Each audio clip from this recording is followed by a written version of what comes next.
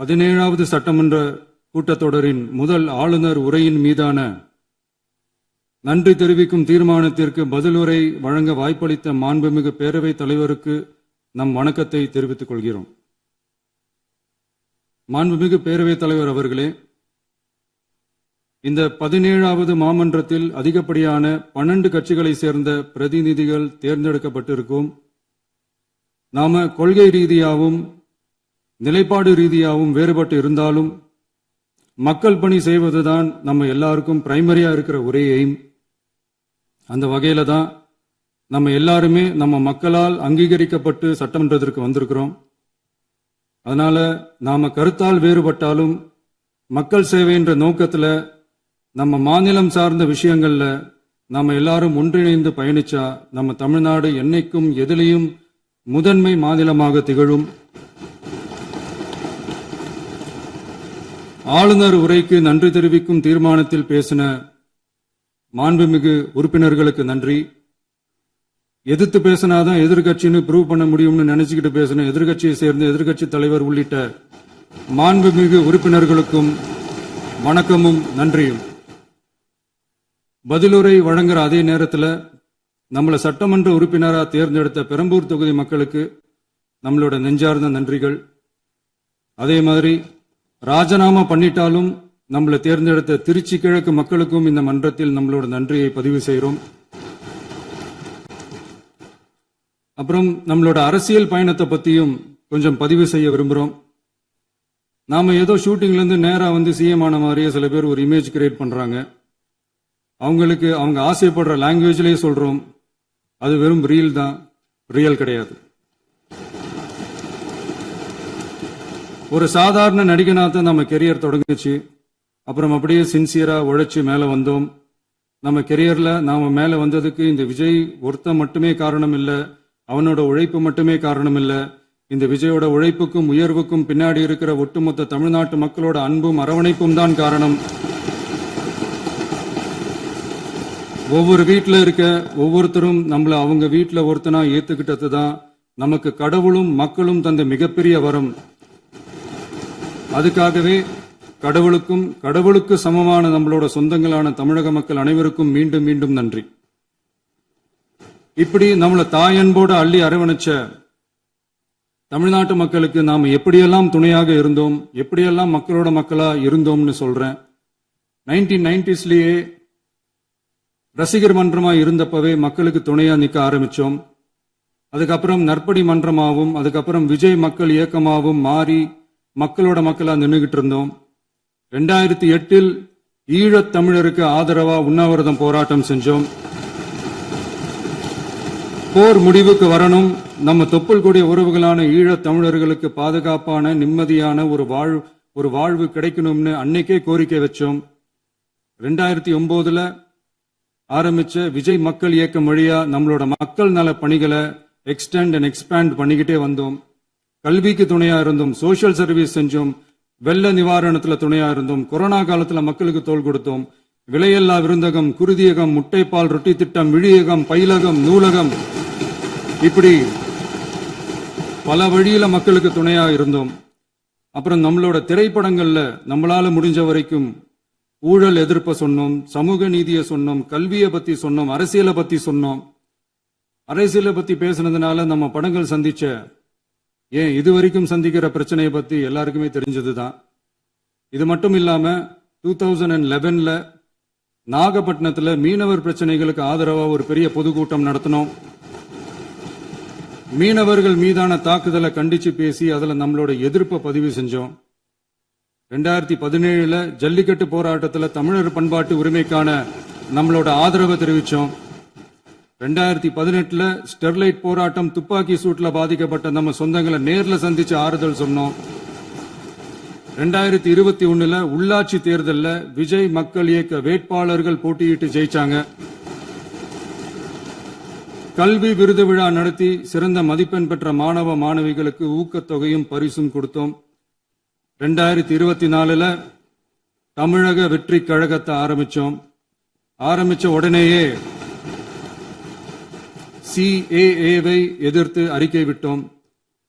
அரசியல் கட்சி ஆரம்பிச்சு விழுப்புரம் மாவட்டத்தில் விக்கிரவாண்டியில நம்மளோட முதல் மாநில மாநாட்டிய வெற்றி கொள்கை திருவிழாவா நடத்தினோம். தந்தை பெரியார், பெருந்தலைவர் காமராஜர், அண்ணல் அம்பேத்கர், வீரமங்கை வேலுநாச்சியார், மக்கள் சேவகர் அஞ்சலை அம்மாள்னு நம்மளோட 5 கொள்கை தலைவர்களை அறிவிச்சோம். இந்தியாவிலே 2 பெண் ஆளுமைகளை கொள்கை தலைவர்கள் அறிவிச்ச ஒரே கட்சி நம்ம டிவிக்கு மட்டும்தான் என்ற பெருமையோடு அறிவிச்சோம். பெரியார் சொன்ன மாதிரியே அவர் சொன்னதுல நமக்கு ஏற்புடையதை மட்டும் எடுத்துக்கிட்டோம். அவரோட கடவுள் மறுப்பு கொள்கையில நமக்கு உடன்பாடு இல்லைன்னு ஓப்பனா அறிவிச்சோம். நமக்கு கடவுள் நம்பிக்கை உண்டுன்னு அறிவிச்சோம். யாரோட நம்பிக்கைக்கும் நாம் எதிரானவங்க இல்லைன்னு தெளிவா அறிவிச்சோம்.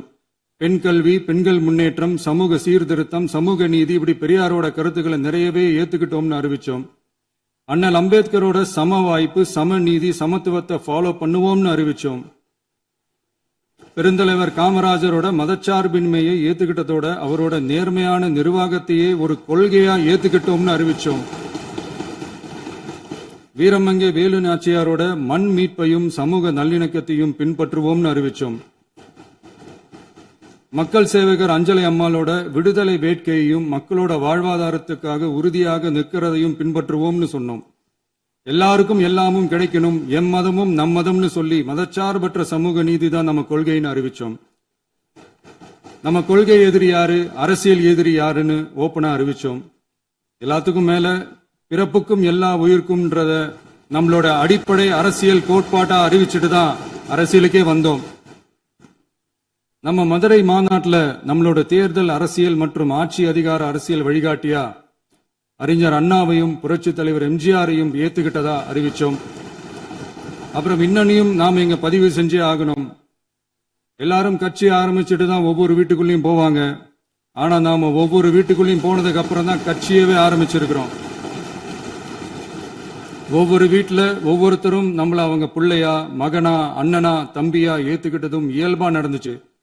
தமிழ்நாட்டு மக்களோட மனசுக்குள்ள போறதுக்கு நாம பட்ட பாடு நமக்கு மட்டும்தான் தெரியும். இதெல்லாம் புரிஞ்சாலும் புரியாத மாதிரி இருக்கிறவங்க தான் நம்மள நடிகன் என்று சொல்லியும் நம்ம கட்சிய நடிகன் கட்சின்னு சொல்லியும் சில நக்கல், நையாண்டி இதெல்லாம் பேசுவாங்க. அதை பத்தி நமக்கு கவலை இல்லைன்னு. இப்படி நம்ம அரசியல் பயணம் ரொம்ப டிரான்ஸ்பரண்டா தான் ஆரம்பிச்சிருக்கு. இந்த 2026 தேர்தலில் கூட்டணியே இல்லாமல் தனியா நின்னோம். மக்கள் நம்மள தெளிவா புரிஞ்சுகிட்டதாலையும் நம்ம டிவிகே தோழர்களோட உழைப்பாலையும் நாம 35% வாக்குகளை வாங்கினோம். 1,72,00,000 வாக்குகளோட தமிழ்நாட்டிலேயே தனி பெரும் கட்சியா வந்தோம். தமிழக மக்களாலையும் நம்மளோட ஆதரவு இயக்கங்களாலையும் இதோ இன்னைக்கு இங்க நம்ம டிவிகே ஆளும் கட்சியா உட்கார்ந்துருக்கிறோம். இந்த ஆளும் கட்சியா ஆனதும் அவ்வளவு சாதாரணமாலாம் நடந்துடல. 2.25 வருஷத்துல ஆட்சிக்கு வந்துட்டீங்கன்னு ரொம்ப கிண்டலா கேலியா சிலர் பேசுறாங்க. எங்களோட இந்த 2.25 வருஷ டிராவல்ல எவ்வளவு வலியும் வேதனையும் இருக்குது. நம்மளோட மக்கள் சந்திப்புக்கே அவ்வளவு இடையூறு, அவ்வளவு தடைகள், ஊர் உலகத்துல யாருக்கும் இல்லாத ஒன்னா நமக்கு மட்டுமேன்னு தனியா ஸ்பெஷலா எக்ஸ்க்ளூசிவா நிறைய நிபந்தனைகள், நெருக்கடிகள், கட்டுப்பாடுகள், நம்மளை சந்திக்க வர்ற மக்களுக்கு சரியான பாதுகாப்பு இல்லாம, நம்ம கூட்ட நிகழ்ச்சிக்கு போதுமான பாதுகாப்பு இல்லாமன்னு இன்னும் வெளியே சொல்ல முடியாத நிறைய சூழ்ச்சிகள் எல்லாத்தையும் தாண்டி தான் நாம் இந்த இடத்துக்கு வந்திருக்கிறோம். But still miles to go. நம்ம டிராவல்ல எல்லாத்துக்கும் உச்சமா நம்மளோட சொந்தங்கள், நம்மளோட உறவுகள், 41 பேர் கரூர் சம்பவத்தில் இழந்த வேதனை எல்லாம் எப்படி சொல்றதுனே தெரியல. நம்ம மனசு விட்டு என்னைக்கும் அந்த வலியும் வேதனையும் நீங்கவே நீங்காது. அதுலயும் நம்ம மேலேயே பழி போட்ட கொடுமையெல்லாம் இருக்கும் பாருங்க, அதெல்லாம் வேற லெவலுங்க. என்னத்துக்கு அப்படியெல்லாம் செஞ்சாங்கன்னு தெரியல. அரசியல்னா இப்படியெல்லாம் கொடூரமா இருக்கணுமா என்ன? சரி விடுங்க. இந்த விஜய் இவனோட மக்களுக்காக எதையும் தாங்க தயாரா ஆகிட்டான். இவ்வளவு பெயின்ஃபுல்லான நம்ம பொலிட்டிக்கல் டிராவல்ல நம்மளோட மிகப்பெரிய ஆறுதலும் பலமும் என்ன தெரியுமா? என் நெஞ்சில் குடியிருக்கும் என்னோட தமிழ்நாட்டு மக்களும், என் உயிருக்கு உயிரான என்னோட தோழர்களும் தான். அவங்களோட பலத்தால தான். அன்னைக்கு 1967 முன்னாள் முதல்வர் மாண்புமிகு அறிஞர் அண்ணா அவர்கள் தலைமையில் அமைஞ்ச சாமானியர்களோட ஆட்சி மாதிரி 1977 முன்னாள் முதல்வர் மாண்புமிகு புரட்சி தலைவர் எம்ஜிஆர் அவர்கள் தலைமையில் அமைஞ்ச மிக சாமானியர்களோட ஆட்சி மாதிரி. இதோ இன்னைக்கு அதே வரிசையில 2026 சட்டமன்ற தேர்தல்ல இந்த விஜயோட தோழர்கள் இடம்பெற்ற ஒரு மிக மிக சாமானியர்களின் ஆட்சி அமைஞ்சிருக்கு.